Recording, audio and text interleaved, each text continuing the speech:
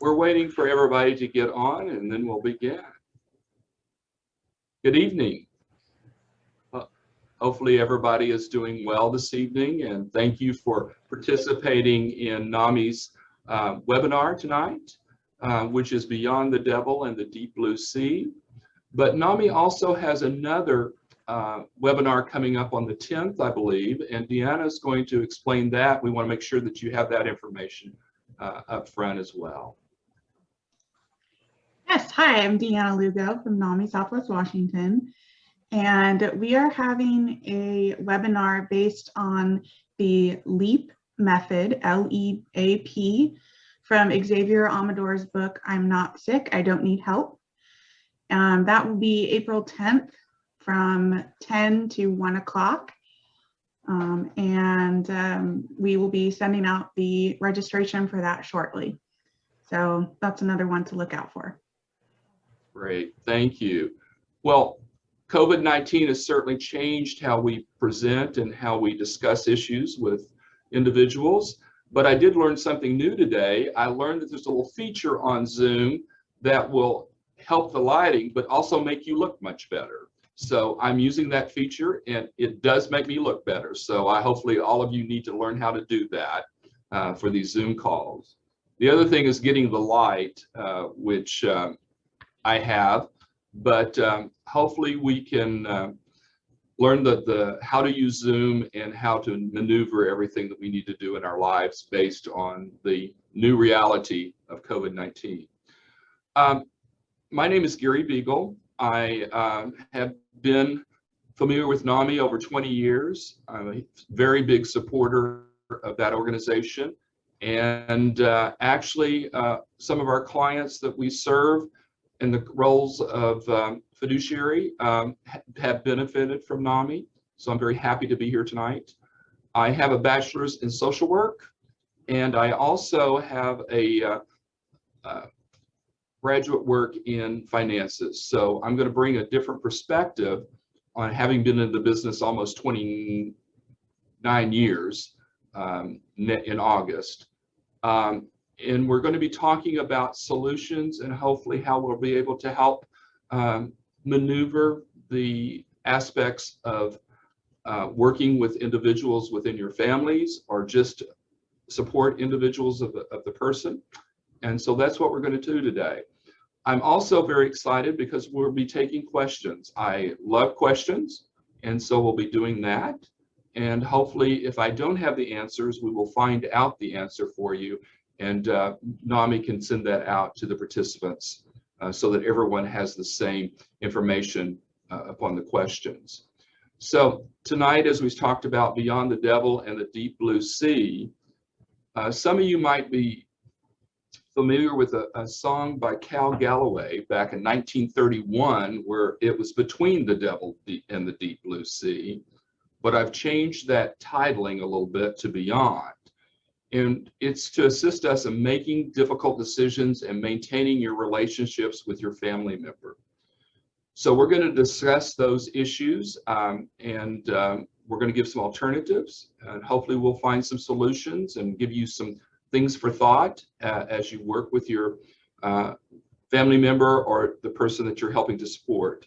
So in the next slide, which Kirsten is bringing up for us, I want to talk a little bit about why I selected Beyond versus Between. A lot of times when I'm dealing with family members with mental health issues, clients with mental health issues, I tend to say sometimes that I'm between a rock and a hard place. And I really want to go beyond that. I don't want to be in that crisis situation or that situation where I feel that the family member is really not understanding the boundaries and things that have been set. And I understand this is a difficult population or family members to work with, but we just have to get between the crisis and move beyond that. And so my goal here tonight is to give you some of the tools that you'll be able to have to move from between to beyond. The other thing I want to say is that we have take care of yourself so you can take care of others. I want to change that because really we want to take care of of yourself so that you can help others. And by helping, sometimes the best thing you can do is let those individuals go on their own journey and path. And you know, working with mental health clients, it's sometimes difficult to have them adhere to medication regimens. Dual diagnoses come in, such as substance abuse, mental health, physical. You just have a whole array of things that you're having to deal with. And so I want to say that you do not need to take care of the individual yourself. You just need to help them and allow them to go on their own adventure. And sometimes that adventure is very, very difficult for a family member or for someone that loves the individual within their lives. But again, it's a different perspective and a different way of thinking that I think you might find beneficial. So we're going to get right into the presentation here.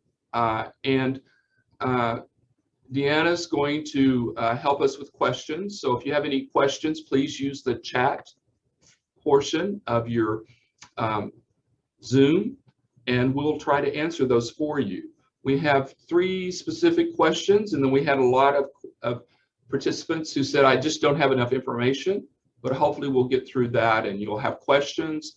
And we're going to give you some resources that's going to be sent out in printed form by NAMI, and I will explain those as we go through as well. So Kirsten, can we go to the next slide, please? So I've broken down these alternatives into 2 different parameters. We're dealing with the person-centered and then the financial aspect of that. And so I want to talk a little bit about the differences primarily in Oregon and Washington, because there are several differences in how you approach individuals in those states. So again, I'm open to questions. If you have any as we go through, please let me know. The guardian of the person in Oregon, I'll talk about how you get appointed.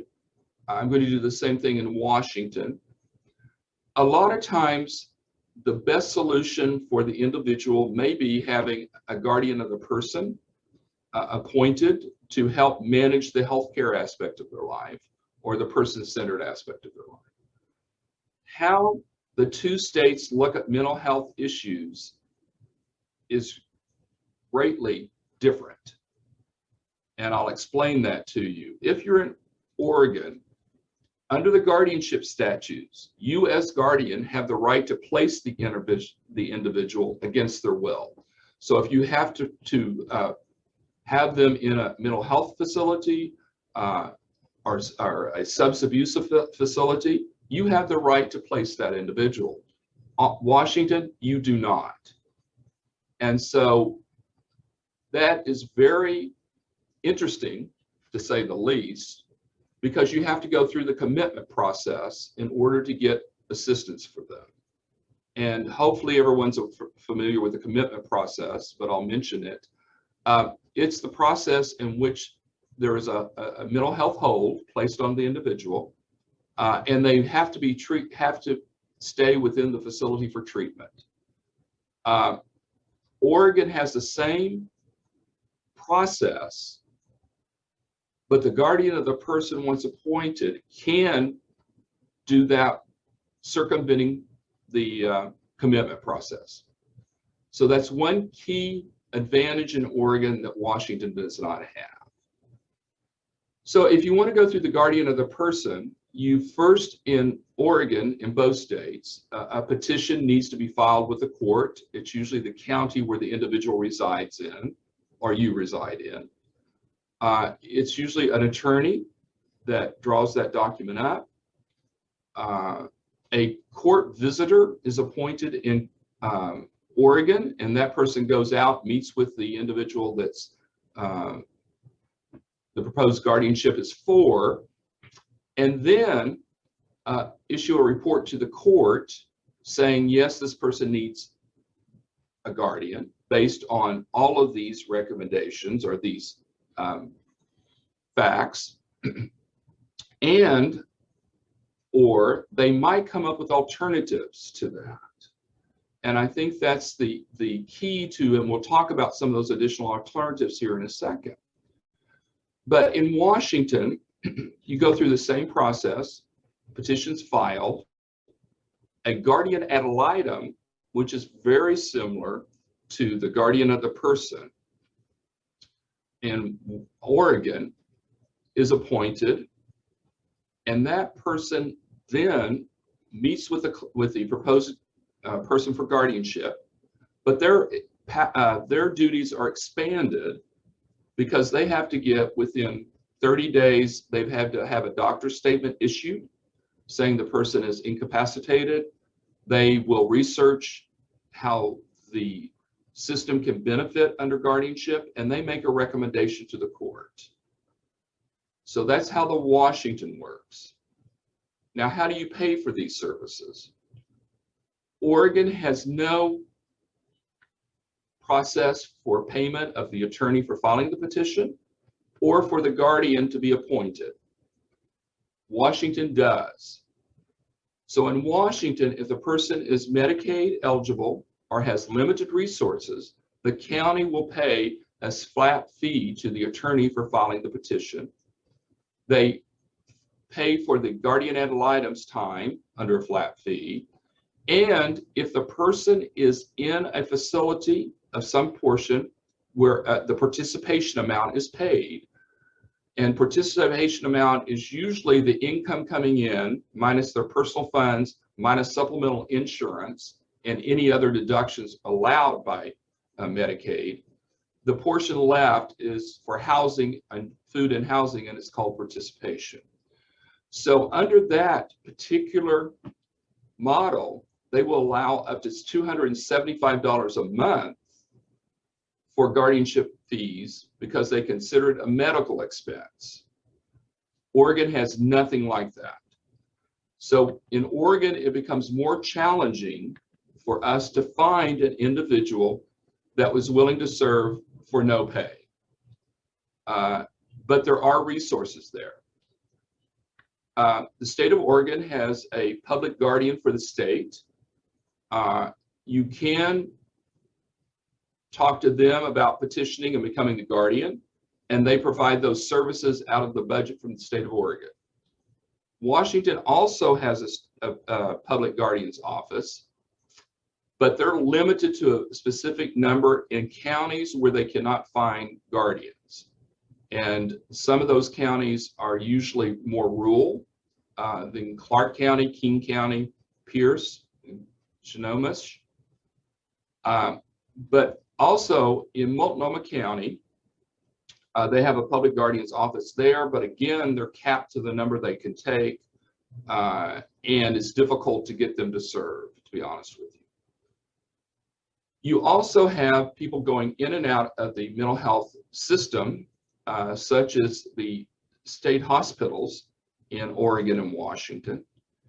Oregon has a program where the counties will contract out with professional guardians to offer services under that contract for the individual, and that's usually to advocate for those individuals that are rotating in and out of the system, because it costs more money for the individual to rotate in and out of the system than it does to have them stabilized. And having somebody look out for their welfare, handling the medical, placement, mental health, all of that is done. So that's the kind of the two difference between Oregon and Washington. I certainly wish, and I was mentioning this to Kim earlier, we all know that we do not fund mental health services in this country. And so you've got two states right across the river from each other that handle it totally different. Washington will not allow the guardian to make placement decisions or anything without the specific approval of the person under guardianship, whereas Oregon will allow that. So which is best? We tend to go with Oregon more because we can actually help the individual more. Washington, it's difficult unless they get into the criminal system or they hit somebody in the hospital. And that's unfortunate, but that's the reality. So that is the two differences there. The guardian of the person, if you file in Oregon, the court visitor fee is, I think, $450 that has to be paid up front. There are filing fees in Oregon. There is no filing fees in Washington. So those are kind of the two states. Any questions on that so far? Okay. The other alternative is to hire a case manager if the funds are available. And we're going to talk about how funds may be available under the financial aspect here shortly. But if the case management is a part of the piece of helping the individual with mental health issues, then you have to have specifically trained case managers to do that. Not every case manager can deal with mental health, dual diagnoses. We have some with traumatic brain injury that takes a whole different type of case manager. And then we have the mental health case managers. And then if they're aging through dementia, we have other gerontology type of case managers for that. That is an option. And sometimes I talked a little bit about the criminal side of things. We have been very successful in some cases of having the court dictate that that individual have a case manager and they respond to them and do that. Also, we've had very good, both Washington and Oregon, where if there's a pending criminal case that is part of their criminal process, not to go to jail or have other penalties assessed against them, they agree to go to substance abuse rehab, mental health treatment, all of those programs. And that's one way to get your family member into those programs, is just say, here's a court order. I'm not telling you to do it. The court's telling you to do this. So if you have an issue with it, go tell the judge. And the judge is going to come back and say, you have issues. You need to go. And if you don't go, then these are the consequences. So that has worked very effectively for us. The other one is a mental health power of attorney. Oregon has had it for several years, Washington as well. And what that is the concept is that the individual, when they're on their medications, they have clarity, they have capacity, they can execute this mental health power of attorney and say, if I am off my medications or I am not following the treatment plan that's prescribed for my physician, or a physician says that it needs to be invoked, then that happens and they cannot revoke it once it becomes effective. And that's the key here, is because if the individual is having a crisis and they have a mental health power of attorney, you can invoke that power of attorney and they can't revoke it. So it gives you the power for placement in Washington and Oregon. So that is a tool that is used by family members in order to manage their loved ones or their family members with these mental health crises that occur within the person. The other one is a health care power of attorney. This is not mental health driven. Sometimes it is combined, and it says that you would act as their medical POA. So if there's any questions about whether they need to have surgeries, need medication monitoring, all that good stuff, you would be able to use this power of attorney. So that's the person-centered side of the equation for us, is that you do have some options. We're going to talk about more specifically about those options here in a few minutes. Any questions so far about the person-centered side? Okay. The two states are completely different again on the financial side and what they call the person serving as handling their financials. In Oregon, it's called conservator. In Washington, it's called guardian of the estate until January 1, 2022, when it switches over to conservatorship. and conservator. Now, one thing I will mention to you about managing money under these two programs, the guardian of the person can manage up to $10,000 under the guardianship without having to have a conservatorship. Oregon specifically says that the conservatorship has to have a minimum of $10,000 in order to have a conservatorship. Washington, the guardian of the estate can, as long as you have income coming in, you can have a guardian of the estate. And those guardian of the estates fall under the same guidelines we talked about. You can receive payment. You can't receive a payment for estate and guardian of the person if you're the same, but you can receive up to $275. Again, Oregon has no mechanism like that. So the good thing about the Washington guardian of the estate is that it does things that the guardian of the person cannot do. So for example, there are certain rights under guardian of the person and guardian of the estate or conservatorship that the individual loses. One of those big things is the right to contract. So if you have an individual going out and getting, and I'll use an example of one of my clients, went over to Rent-A-Center, they gave him all the furniture, did all that, turned around, sold it. They came back to me and said, where's our payment at? And I said, we've notified the credit reporting agencies that this person is under guardian of the state. You obviously didn't look at that.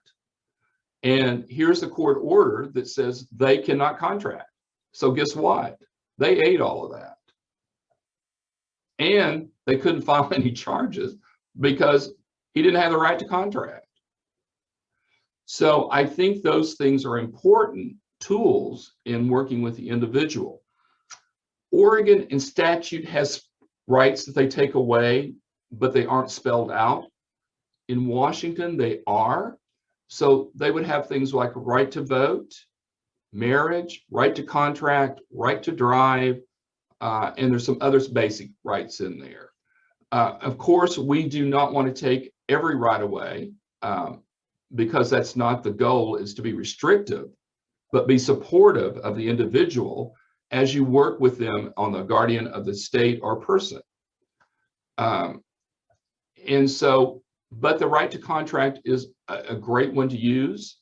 It's gotten our clients out of a lot of issues, especially when auto agencies, car salesmen don't look at these things. It has something to fall back on.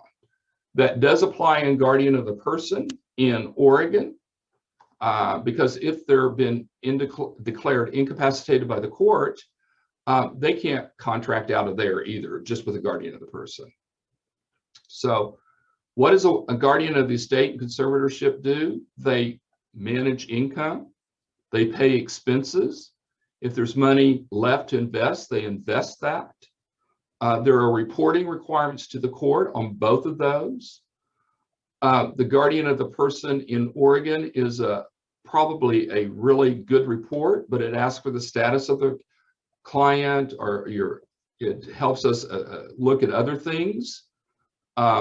It talks about placement, it talks about a wide area of things, but it's about a 4-page report. You report any income you have coming in. So if you're rep payee for government benefits, SSI, Ssdi, or any of those programs, you have how much you came in, how much you paid out, and what the balance is you have left. If they're on Medicaid, it's going to be less than $2,000. And it's really geared toward the client that has Medicaid services provided for them. So that helps in controlling the finances, but have court supervision over that as well. Washington, guardian of the estate and guardian of the person, their reports are much more in detail. They're wanting to see a care plan for the individual. They're wanting to see a budget. They're wanting to see other things. Oregon is the place that Oregon does. they have to file the guardian of the person annually. Washington, you can have up to 3 years to file triannual. And so that kind of helps out both of those. But there has to be a lot of bookkeeping and a lot of reporting on where these assets went that you have under management of the estate and conservatorship, and how to move forward from that. So it looks like we have some questions. So Deanna, you want to read me a few and we'll Yes. dive into them. So I've got one from Betsy. If you already are legal guardian, could it still be useful to hire a professional case manager? Yes, absolutely. And I'll tell you the reason why. You want to be the family member. And I have found, I'm usually, when we're a guarded person or something like that, I come across as the authoritarian figure. And I don't, and sometimes they just don't listen to me because I'm the one that we're guardian for, that individual. But case management can handle topics that you feel uncomfortable with. So if you have younger clients, ours that are under birth control, that's a social work issue to be discussed with them. I particularly don't enjoy that subject, but I will do it, but it's not one I enjoy. The other thing, it allows you to be a family member. And that is important because it takes you out of that equation of being always the one that dictates things and puts it in with that one. I would also say there's a new tool out there that I did not include. Which is life coaching. And we found that to be very helpful for younger clients because that person interacts with them, helps them do their plan of actions, does all of that, knows how to work with clients with mental health issues and other disabilities. And we find that to be very, very useful. Both tools are great. It pulls you out of that between the rock and the hard way, between the rock and a hard place, and moves you in the beyond. And that's what we want to do. All right. Second question from Cheryl. Do you need a different power of attorney document for mental health and for the medical physical health side? Yes, you do. And the reason for that is the mental health gives you specific powers as dictated in state statute for both Oregon and Washington. So if your family members doing well under their mental health regimen and they're following the advice of the doctor in doing that, but they have a medical condition, there'll be some questions asked whether the mental health power of attorney covers that or not. And there is no question the healthcare power of attorney does. So sometimes we use those in conjunction, not because the mental health doesn't give you some of those powers, but it's because the institutions, the hospitals, ER, all that stuff, are not familiar in seeing a mental health power of attorney, but they are familiar with the healthcare power of attorney. So those are the two that you would want to have. Those documents come, the state can provide those to you. NAMI probably has those as well. They're very simple and easy to fill out and complete. And I would suggest that you have both, just because of the reason that the ER might not recognize mental health if it's not a mental health crisis. So kind of piggybacking off of that, what can parents do when they're in their 50s, 60s, and 70s to make sure that their child is taken care of after they aren't around anymore? Well, we're going to cover a little more of that in the next slide that I'm going to go through on specific tools to do that. What I do tell family members that are in that age group is you want to make these decisions while you still are able to do that. Because if you aren't able to do it, somebody else is going to make the decision on how your family member is going to be cared for. So it's important to do that pre-planning, and we're going to talk about that and give you some specific tools with that. It's primarily, I haven't seen as much as we did maybe 10 or 12 years ago, but we were serving for individuals that have parents have passed away without any planning. And now we have a 50, 55-year-old client who is struggling to understand why they now have this guardian of the person in a state that they don't even know. And so I think that's what I would say is you really need to pre-plan this. Okay. I think every other question you've actually answered just by this slide. Okay. So. Good deal. Good. So we're talking again about financial. The difference between Washington State, Guardian of the State, and Oregon conservatorship. One is, like I said, the Oregon conservatorship requires money because you have to pay, have at least $10,000. You have to pay the $450 in fee. You have to pay for attorney's fees. And then normally you do not have in filing fees. And an attorney will need to prepare the accounting for you on an annual basis in Oregon, which is cost. Washington guardianship of the estate, if you're receiving strictly SSI, Ssdi, or other Social Security type benefits, all you do on your accounting, which can be triannual, is do a statement with the that shows the participation in the facility and that money is used for all of that, and that you have used the personal funds to purchase things for the client. So those, and every 3 years, Washington in the county, state and county, will pay the legal fees for that accounting. So that's one of the individuals, that is one of the benefits of Washington over Oregon. Financial power of attorney, that can be handled again if the individual has the capacity. The interesting thing about power of attorneys, other than the mental health, which once it's evoked can't be revoked until the person gets better and can show signs of improvement or their baseline prior to execution of it. The financial and the health care power of attorneys can be revoked at any time. And that's the only downside, I would say. You're dealing with someone that changes their mind often, or you're put in the position as, I don't like you because of how you're handling my money, so I'm going to revoke it. And then what do you do? So those are tools that may benefit you, but I'm not real sure whether they're going to be effective or not.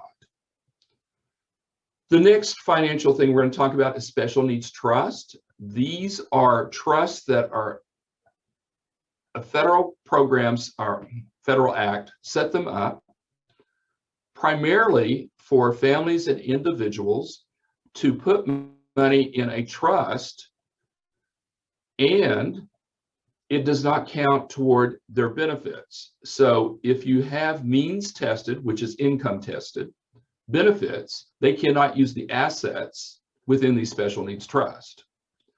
Now, a lot of people think special needs trust, you have to have a lot of money to set one up. That might be true. That is not true. There are several ways to do that under a pooled trust scenario, and we'll talk a little bit more about that. But special needs trusts are not for people with millions. You can have 5,000, 10,000 in the special needs trust. The only thing that the special needs trust, and I have a handbook that I've presented to you in the reference material. And don't ask me why, this is the statute coming from Medicare, I mean from Social Security. We can't pay for housing or food. Now, that doesn't make sense to me, but that's just the way it is. When a person travels, we can pay for that and pay for food. And if we can, if there's enough money in the special needs trust, and all of us realize living in the Portland metro area in Vancouver, rents are skyrocketing. And if you can expect an individual to rent a place for the Social Security or SSI benefits, good luck, because it's not there. So we have to get a little creative if there's money in the trust to pay for rent. So what we do is there's a little unknown tool out there called that we can do that. So if the rent is $1,200 a month and the person has 756 or 36 or whatever the amount is now, we can declare to Social Security, we'll take a third deduction in their Social Security benefits only, and we're not penalized anymore for paying their rent. So what that does is open up a lot of possibilities of use of those funds, and we can pay anything else under the Special Needs Trust because we've already taken the most that you can ding us for, which is a third of that benefit. And we utilize that effectively with lots of clients. The other thing you can do with Special Needs Trust is, and we do this with several clients, we buy real estate homes for them. Rent just got so expensive for one of our clients, we end up bought a tiny home type of scenario in a park. The rent is $450 a month. And we can take that out of their benefit and keep the money in the Special Needs Trust to pay for other things. So it doesn't negate them receiving food stamps, Medicaid medical, the health plans for Oregon and Washington, payment of their $450 per month on that. So it extends the money, especially as you're spending down the Special Needs Trust. It allows you to continue that for a long time. So there are some ways to get around that, but you have to have someone that kind of knows how to do that and can give you some guidance on that. Special Needs Trust were designated to assist these individuals. And a lot of times we have personal injury settlements that come in, that go into Special Needs Trust to pay for additional care. And everything, we own real property under the trust, and we do everything.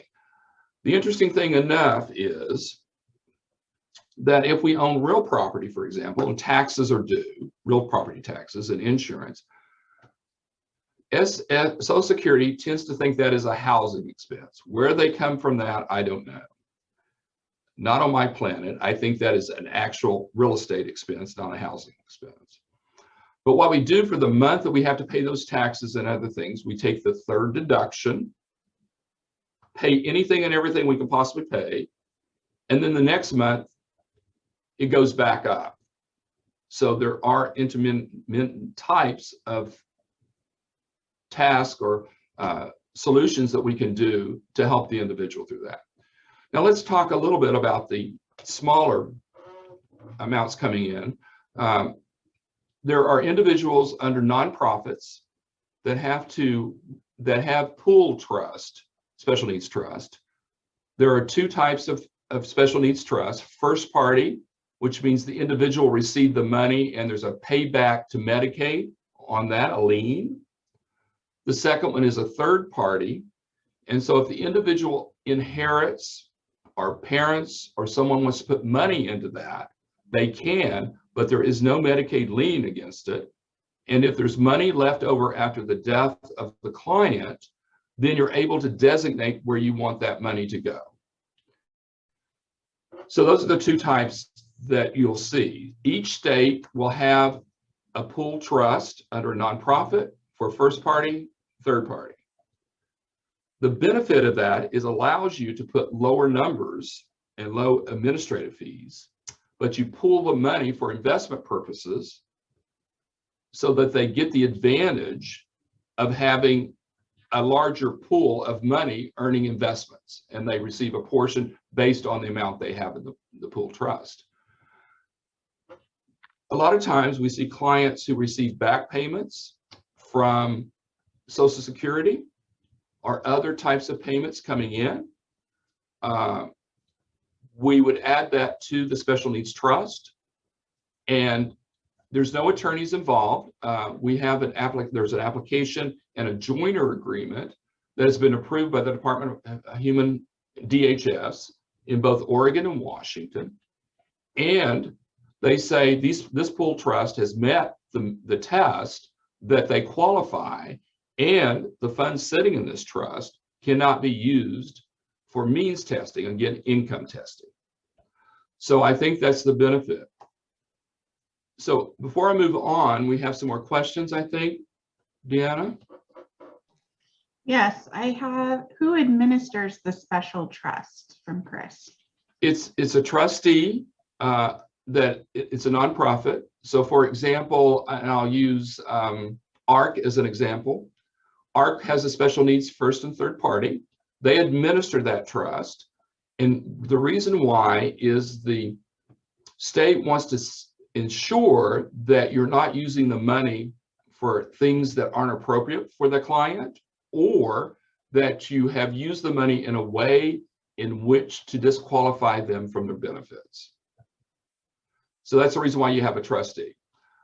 Usually you fill out a form to get funds from that. They issue out usually to third parties.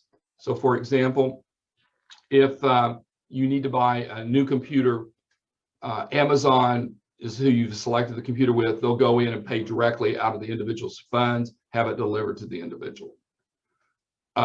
They can give you a TrueLink card, which is a secured card, like with a Visa logo on it. It's a debit card, but it has been blessed by Social Security and actually written in what we call POMS, Procedural Office Management System. It's what all the Social Security offices use as their guidelines for administration of special needs trust. So we can go in on the TrueLink card and block specific things from where they can use the card. So for example, you would block cash. They can't get cash because you don't know where the cash is going. They can't purchase alcohol if the person has a substance abuse. They can't use it at the marijuana shops for their services or their products. We can be really selective. So if they go into like Safeway and they buy groceries and they put a 6-pack of beer on there, it's going to kick back the 6-pack of beer. And these pooled trusts use this system to help manage the personal funds of the individual. Now, another little known fact is that Social Security will allow you to not account for $60 per month of funds given to the individual from the special needs trust. So a lot of times, if you use your TrueLink card, you have to provide receipts that so that the purposes aren't for food, housing, or they were used appropriately for you. So that is an additional tool that you'll see with these pooled trust or administrators of the special needs trust. So that is an additional benefit to the client or the family member, in that you no longer have to say you don't get any money because the trustee is saying you can't spend it on food or housing. And by the way, because of the issues you have with substance abuse, you can't use it here. So it shifts that again from the between the rock and the hard place to beyond the rock and the hard place.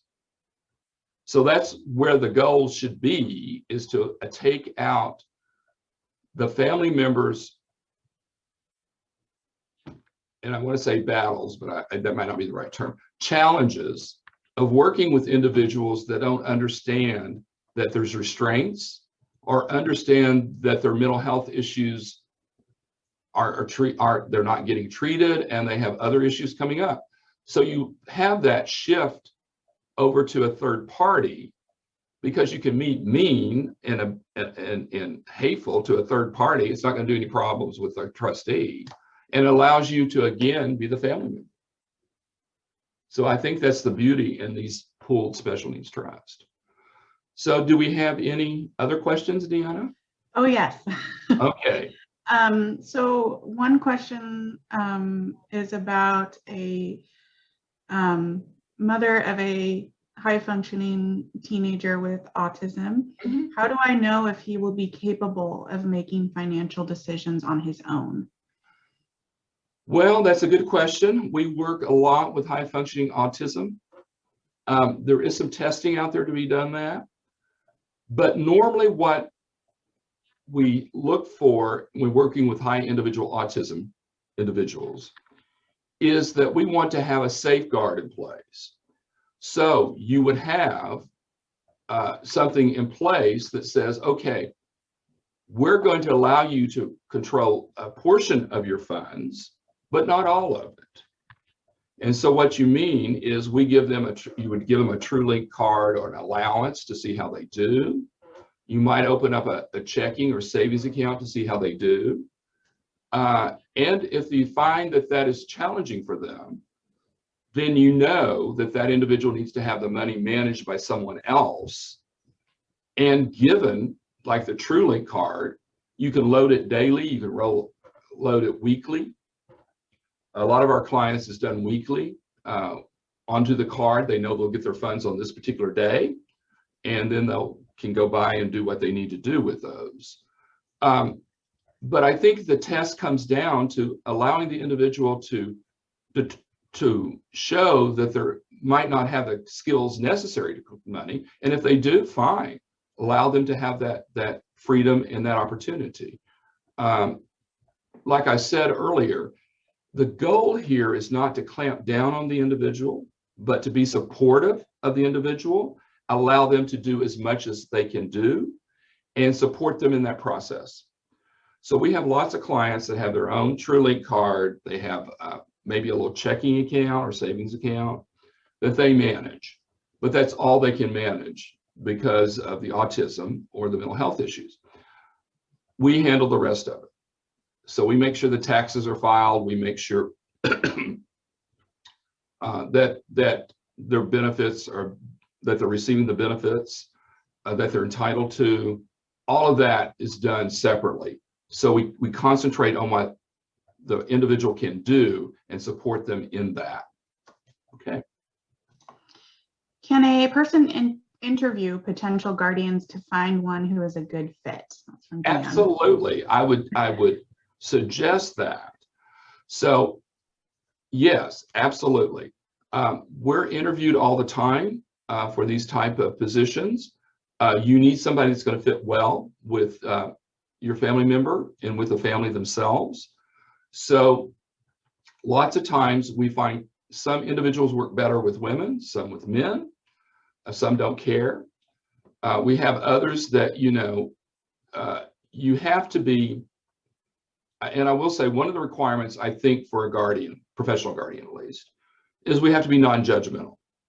We cannot invoke our belief system on someone else. We don't have the right to do that. So if it's a good fit, you need to make sure that if the person wants to go see, and I'm using this as an example because it came up, R-rated movie, that, and the guardian disagrees with that, that's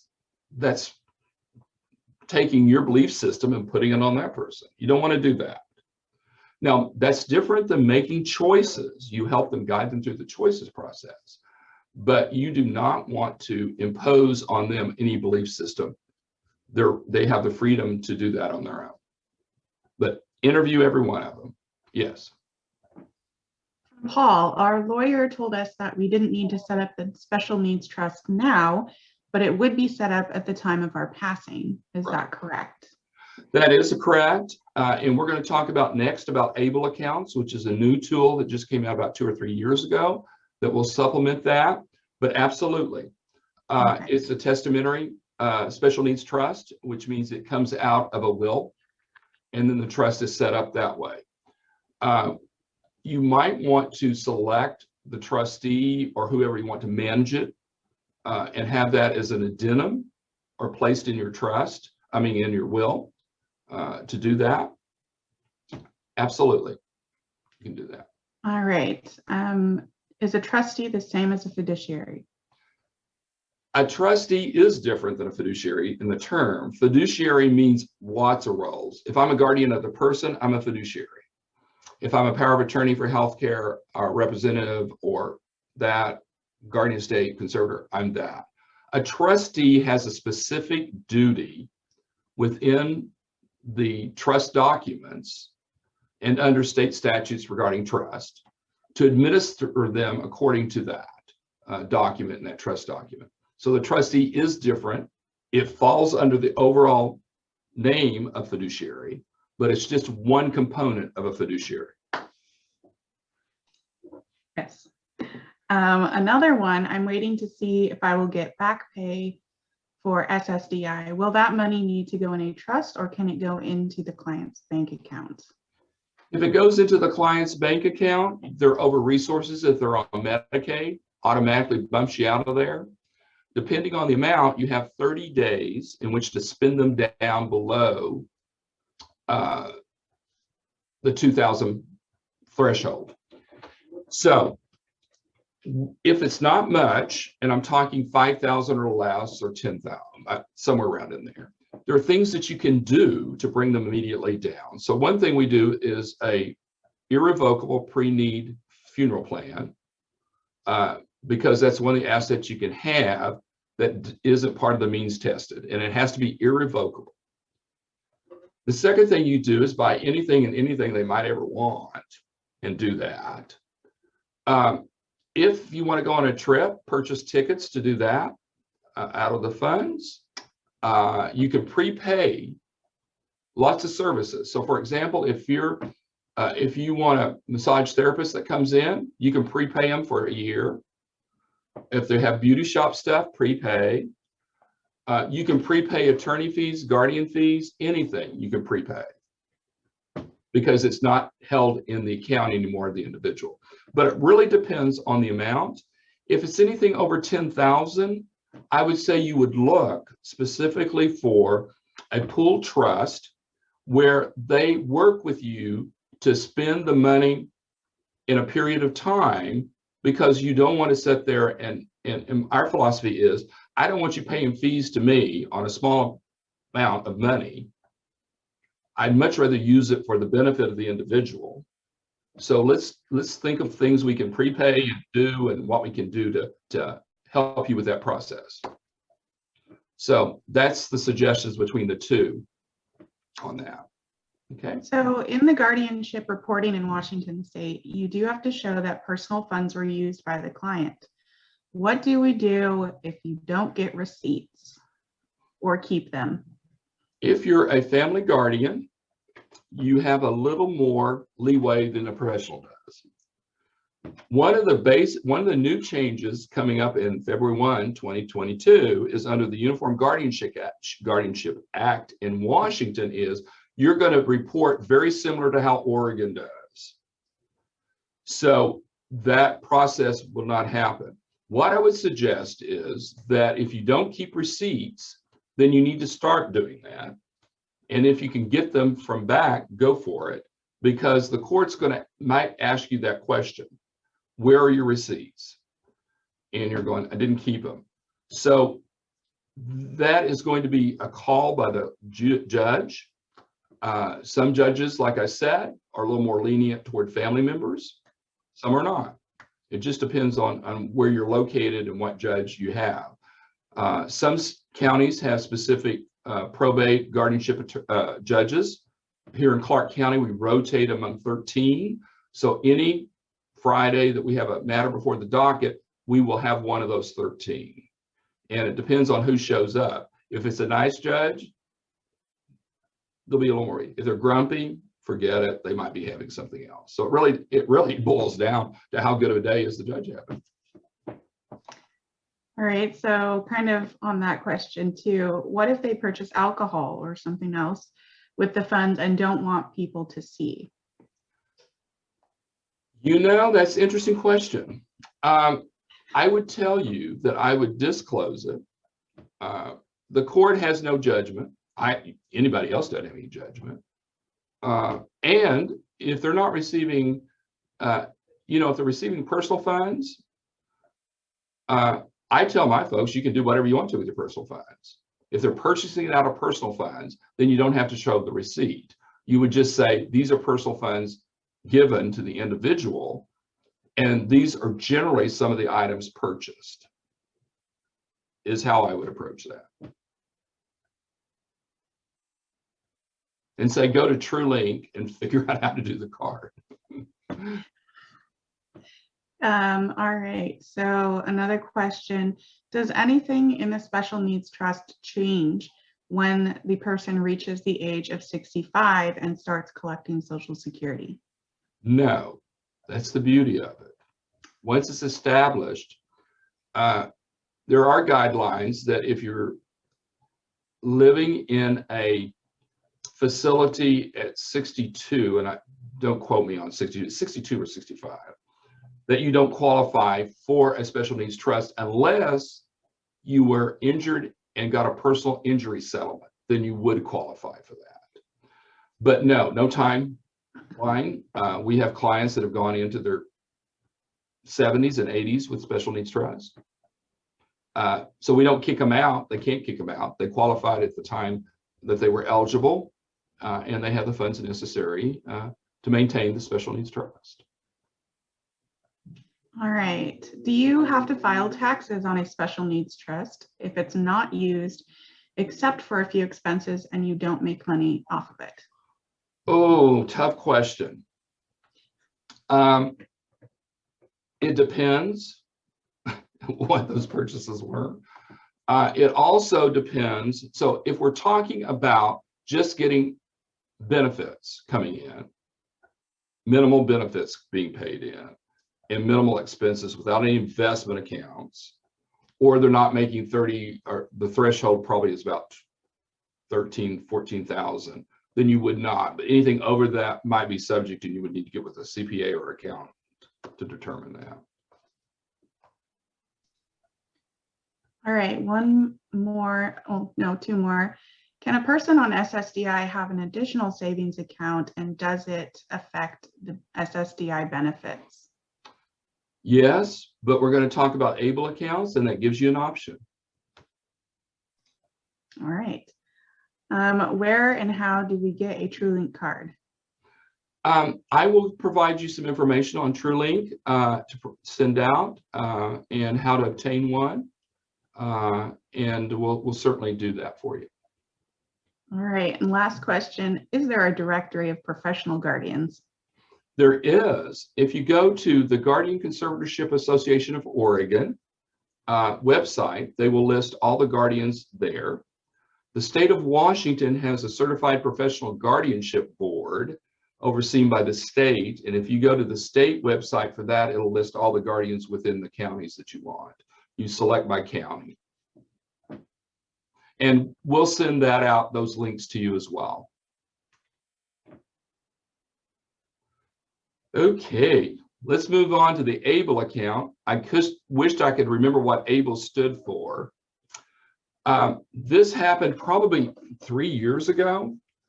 The ABLE account was set up primarily to help individuals that don't have enough money for special needs trust, but have funds. So the ABLE account is run by each state. And what it allows you to do, it's like a savings account. You can put up to $15,000 per year in the ABLE account. It does not have, it has the same benefit of being the means tested. It can't be used as a mean tested for benefits. And it will allow you to pay for housing and food. Now, isn't that interesting? We can't under the special needs trust, but we can under the ABLE account. So each state has set that up through a state program. Oregon's is Oregon ABLE account. Washington has a Washington ABLE account. Other states have them as well. They allow you to deposit those funds, and they can come from anywhere. So if a person's working and they have excess funds, they just put it into their ABLE account as a savings account, and then it's not used for the means tested portion of their benefits. There are some caveats to that. One, you've had to have a diagnosis prior to a documented diagnosis prior to 24. Why? I don't know that age is there, but that's what you got. And you can do that. The other thing that you can do is, so we have clients that have genetic diagnoses such as Huntington disease, MS. The symptoms didn't come about until their 40s. We are able to qualify them because under genetics, we can go back and say, yeah, because of the genetic marker you have here, you qualify for an ABLE account. It happened before 24. It happened upon conception. So this is what we're using. The ABLE account will have a person that monitors it for the individual, makes the request on behalf of it, but it can be used to pay for anything for that client. It's a great tool that if you're spending down to Medicaid, $2,000 or below, and you have money, and you want to divert it into the ABLE account in order to allow you to have money for the client or your family member, you can do that without any penalties. So for example, we had a client with Huntington's disease, spending down to Medicaid. So what we did was in 2020, November 2020, we established the ABLE account for $15,000. January 2021, 2021, we had deposited another $15,000. And so she has $30,000 in order to assist her with expenses not covered by Medicaid. This client was a little different in that they had a long-term care policy that was paying for everything that ran out. We did not have a special needs trust set up because that is just a reimbursement and not funds that's available. So we're able to put this pot of money, $30,000. We prepaid a lot of things because they moved out of state to be near their family. We had to transfer the guardianship up there. We prepaid the guardian's fees up there, prepaid the attorney fees up there, bought her anything and everything she needed, and now we're set to get her onto Medicaid.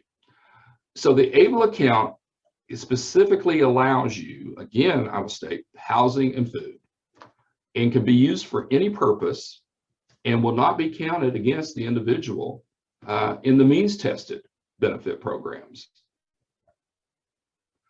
So an ABLE account is a new tool.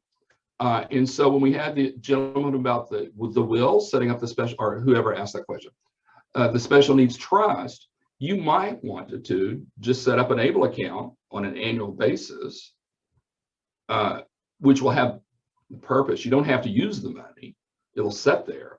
There is a cap, I think, of 100,000. So I think you can only do that over so many years, but anybody can contribute to it. So for example, if you have a grandparent wants to contribute, can do it.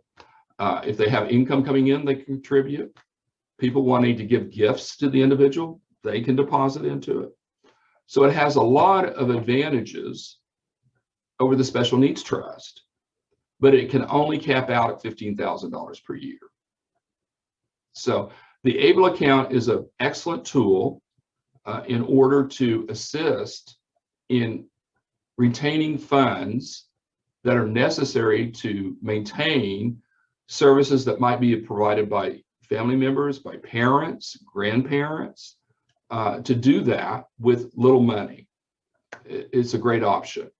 And Oregon and Washington have websites for that. We'll send out the ABLE account websites with that as well. And if you can read up on them, it'll give you all the information you need. It's easy to set up, and it's a good tool. So any questions on ABLE accounts? Yes. What happens to the money in the ABLE account when the client passes? Thank you for asking that question. I forgot it. It's a Medicaid lien. It'll be paid directly back to the Medicaid if they're receiving Medicaid benefits. That's it. Okay. One of the questions we had coming across when Kim and I talked the other day was how to obtain government and state benefits. And so I added this as part of our discussion, just because a lot of times we have clients that haven't filed for the benefits they're able to get, or they're qualified to get. So we were talking a little bit about SSI, applying for benefits and doing it. It's a tedious process. It can be, some can be simple, others tedious. So if you have somebody that has been trying to work through the system, there are individuals out there that will help you get your benefits, and Social Security has to pay them if they're successful. If they're not successful, they don't get paid.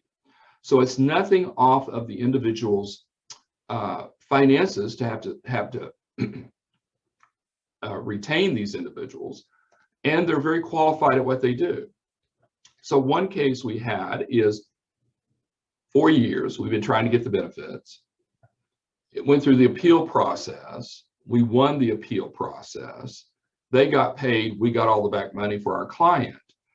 And they will assess whether you have a good chance of obtaining benefits or not.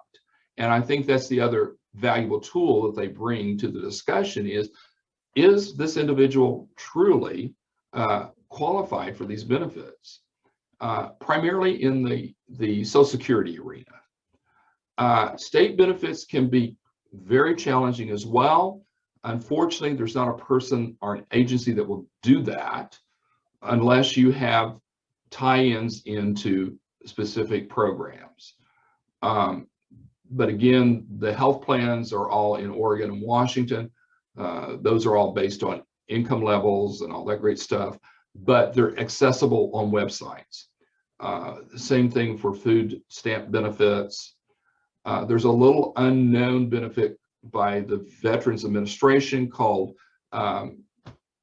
that's out there that helps assist individuals and family members, our primary spouses, and individuals who have had the parents or their guardian or whatever paying for most of their expenses for them. It's called Aids and Attendance, unknown program. And it pays, if it's the veteran themselves requesting aids and attendance, there's a higher amount paid. And if you're a dependent of that, whether spouse, child, whatever, they pay a lower amount, but it's a monthly amount that assists them. Now, if they're already on Medicaid, the benefit, there is no benefit, it'll be all used for their housing. If they're not on Medicaid, it can keep individuals in their homes. It can also provide for case management services and other things that might be required. Aids and Attendance is strictly a veterans program. You have produce an application for that. There is, we sometimes have to request our our U.S. senators to become involved because they tend to sit on things for a while. But they can get it on the fast track and look at approving it. Because a lot of times the veterans themselves, especially coming from the World War II, are older and need the benefit now. And we've used it to maintain them in their home. So that's the other little benefit I'll talk about with the VA on that one. So any more questions, Deanna? She's left. So we'll go to the next slide. So when I talked about, we're going to actually talk about, we've talked about these specific things. This is my information here, but I really want to go over again a few of the things that we've talked about.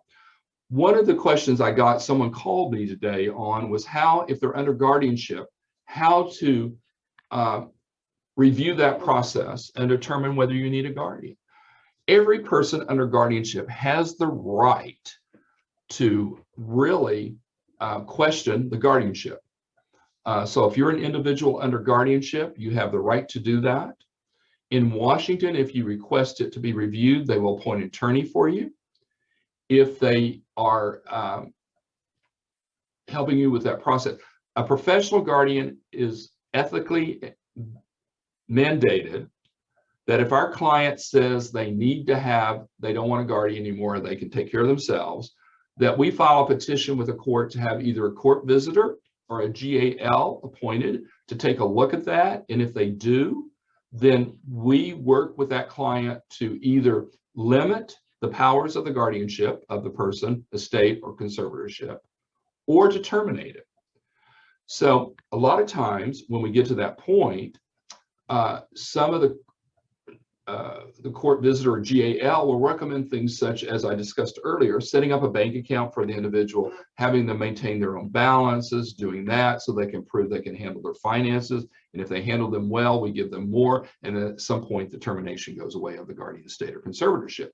If it's the guardian of the person, we might limit it to the guardian making decisions based on anything other than they have the right to pick their social, how they deal with people in the social standings. They may have the right to agree to their placement, especially in Oregon, since they had that rights given to the guardian, that they have to select their placement with us.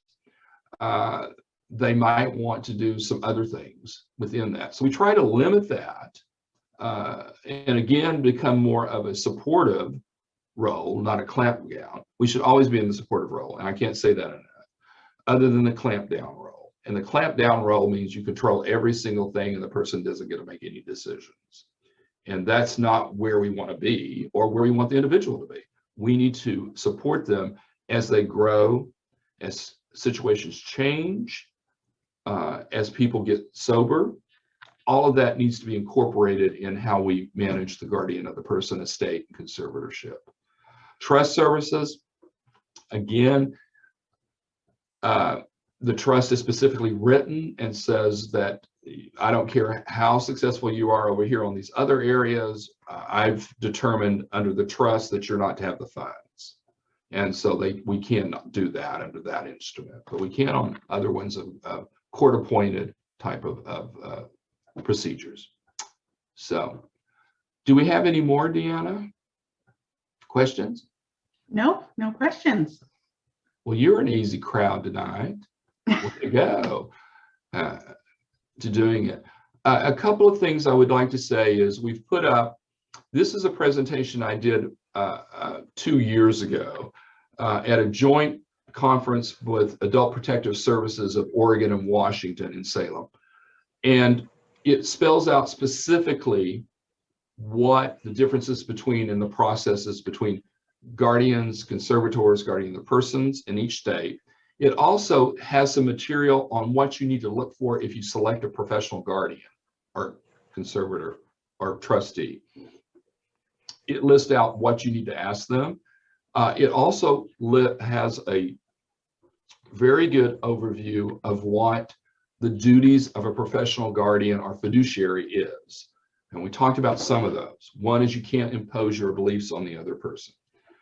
But it also sets forth how we make placement decisions, how you're supposed to handle family, how it's a professional relationship, not a friendship relationship. You have a role. That role is to serve as a fiduciary.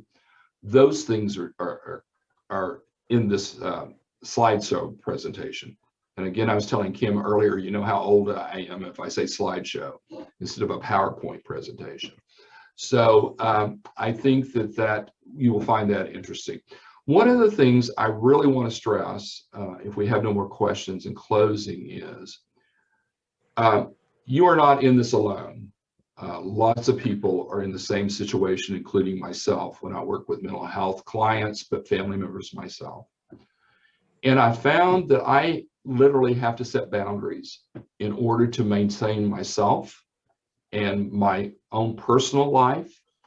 And sometimes the best thing you can do is allow the person to go out on their own and make decisions that we might not agree with, but you're not going to be able to stop all decisions made, and you're not going to be able to control the individual's life. And what I have found is that it's more difficult to do that. It's easier for a third party to say that, such as myself. And that's one of the reasons why I say if you can shift some of that responsibility, especially on the financial side, to someone like a rep payee, and we didn't talk about that, but there are rep payee services out there. They do charge a fee, and you need to interview them to make sure that what they're doing. But those individuals will tell the person, one, you don't have any money to spend it on this. We have to pay for housing, or we have to pay for whatever, and do that. The other thing that I will say is we have clients that we have tried placement. We have tried everything. They still want to be on the street, and that's their choice. Again, I can't take my belief system and say, that's your choice, I can't do it, and you have issues for that. But they come in once a month because they can't maintain a TrueLink card. We give them a check, they cash their check, and that's our interaction with them. It allows us to maintain some type of relationship with the client, but it also realizes the things that we cannot control. It's the same client that went out to the rent-a-center and bought the furniture, sold it. So I can't control any of that. I can certainly control the outcome of not paying it, but I can't control their behaviors. And I think that is something that we just all have to really understand. It's difficult, it's time consuming to work with clients, it's draining with those clients and family members, and I'm talking about my own family members. But I truly have to say that I have to set those boundaries, because if I don't, my personal life will suffer, my professional life will suffer, and just the time and angst I have in trying to control a situation that I can't just kind of numbs me to some extent, but also creates a lot of anxiety for me. So again, it's a difficult road. There are other people that have been down this road, and we just need to kind of pull together and maybe have more of these type of conversations with how we can get beyond the devil and the deep blue sea, and to, instead of taking care of the individual, to ensure that we're helping them. And sometimes the best help is like my client that is homeless, that I give him the money each month, and that's the best I can do. So Kim and Deanna, thank you so much for this opportunity to participate in this webinar with you guys. Thank you for the participants. You have my information if you have any questions, and we'll be happy to help out with clarifying things that we presented today with you. But do we have any more questions before we sign off here, Deanna? Nope. Kirsten is giving me some resources, and we'll be sending out resources to you all. And the recording will be available later this week. Super. Gary, I want to say that I want to thank you so much. The knowledge you shared, it was absolutely amazing, and the compassion that you have shown in your presentation in dealing with folks is exactly what I knew you were going to do, and I appreciate it so much. Thank you, Kim. It's a pleasure to work with NAMI. They're a great resource, and I have utilized their services in other states where family members are struggling with things such as depression and suicide and that sort of thing. So thank you for NAMI. And I want to thank everyone for participating and wish you the best of luck in working with your family members, and hopefully all of us find peace in this time of the COVID, and we can move forward ourselves. So thank you so much. I appreciate, again, Kim and Deanna giving me this opportunity. And good night. Bye, everybody. Have a good night, everyone.